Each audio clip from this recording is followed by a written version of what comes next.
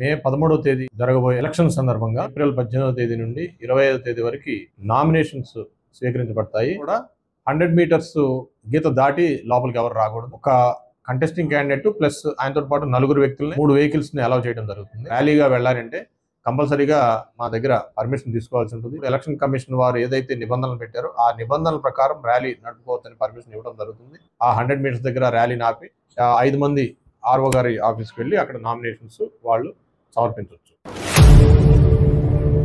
ఈ రాబోయే మే 13వ తేదీ జరగబోయే ఎలక్షన్ సందర్భంగా 18వ తేదీ ఏప్రిల్ 18వ తేదీ నుండి 25వ తేదీ వరకు నామినేషన్స్ స్వీకరించబడతాయి.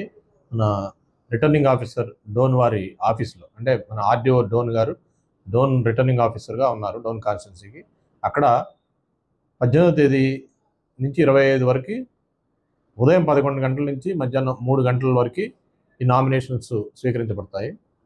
దాని సందర్భంగా 100 మీటర్స్ పరిధిలోకి ఒక కంటెస్టింగ్ క్యాండిడేట్ ప్లస్ ఆయనతో పాటు నలుగురు వ్యక్తులనే లోపలికి అలౌ చేయడం జరుగుతుంది. 3 వెహికల్స్ని అలౌ చేయడం జరుగుతుంది. ఇంకా మిగతా వాళ్ళు ఎవరు కూడా 100 మీటర్స్ గీత దాటి లోపలికి ఎవరు రాకూడదు. అట్లానే కంటెస్టింగ్ క్యాండిడేట్స్ ఎవరైనా నామినేషన్స్ వేసేటప్పుడు ర్యాలీగా వెళ్ళాలంటే కంపల్సరీగా మా దగ్గర పర్మిషన్ తీసుకోవాల్సి ఉంటుంది.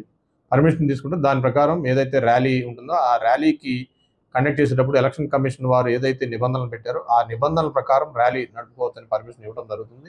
ఆ నిబంధనలు పాటిస్తూ వాళ్ళు ర్యాలీగా వచ్చి ఆ 100 మీటర్స్ దగ్గర ర్యాలీని ఆపి 5 మంది ఆర్ఓ గారి ఆఫీస్కి వెళ్ళి అక్కడ నామినేషన్స్ వాళ్ళు సమర్పించవచ్చు.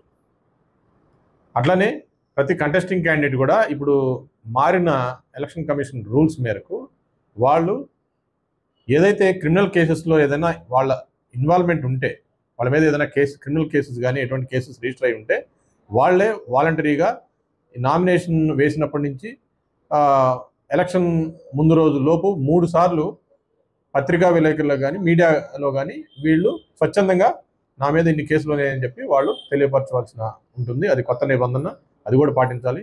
అట్లనే ఎలక్షన్ కమిషన్ రూల్స్ మేరకు నామినేషన్ సమర్పించేటప్పుడు ఒక అఫిడవిట్ కూడా వాళ్ళ మీద ఏం క్రిమినల్ కేసులు ఉన్నాయో అవి కూడా వాళ్ళు స్వచ్ఛందంగా సమర్పించవలసి ఉంటుంది.